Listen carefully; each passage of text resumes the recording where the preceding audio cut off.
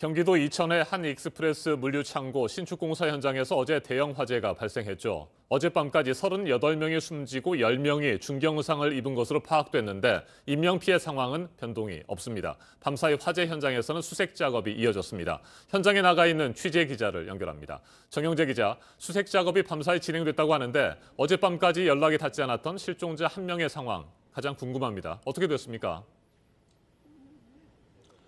네, 밤사이 화재 현장에서는 중장비를 동원한 수색 작업이 계속됐습니다. 어제 밤까지만 해도 1명이 계속 연락이 되지 않는다고 말씀을 드렸었는데요.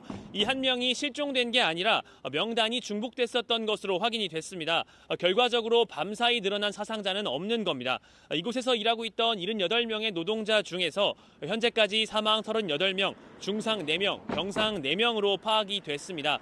소방당국은 혹시 다른 사상자가 있는지 수색 작업을 이어가고 있습니다. 네, 어제 화재는 지하 2층에서 시작됐다고 알려져 있는데 화재 원인 혹시 나왔습니까? 네, 화재 원인은 아직 나오지 않고 있습니다. 네, 불은 지하 2층에서 처음 시작된 것으로 보입니다. 당시 지하 2층에서는 우레탄 폼을 뿌리는 작업을 하고 있었습니다. 소방당국은 이 작업 과정에서 나온 유증기가 폭발한 것으로 추정하고 있습니다. 우레탄은 휘발유와 비슷하게 유증기를 뿜어냅니다. 지하같이 밀폐된 공간에서 제대로 된 환기 없이 작업을 하게 되면 유증기가 가득 차게 되고 용접 중 작은 불티가 튀거나 무심코 버린 담배째에도 폭발을 일으킬 수 있다는 얘기입니다. 우레탄은 단열 효과가 좋아서 대부분의 물류 창고들이 사용합니다.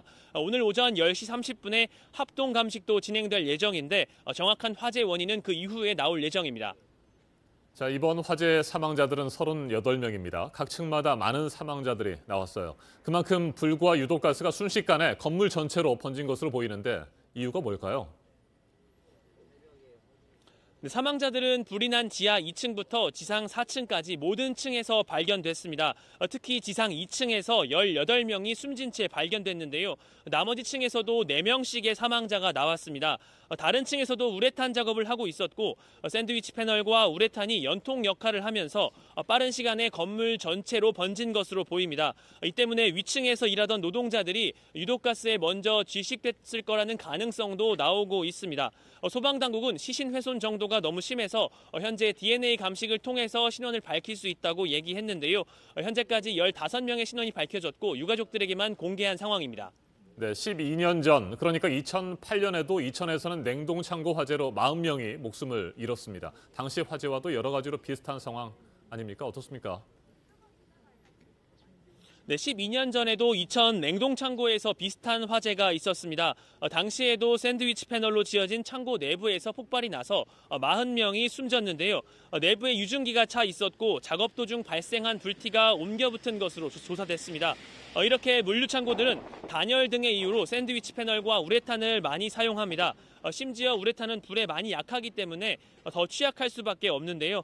최근 10년 동안 이보다 더 많은 사망자가 나온 화재 사고는 2018년 밀양 세종병원 화재뿐입니다.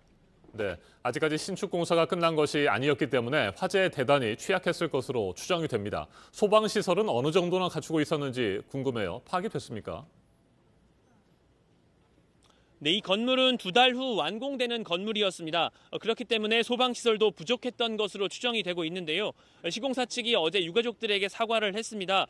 기본 소화 설비나 안전 유도 등은 있었다고 주장했는데요. 하지만 번지는 불을 잡기에는 역부족인 수준입니다.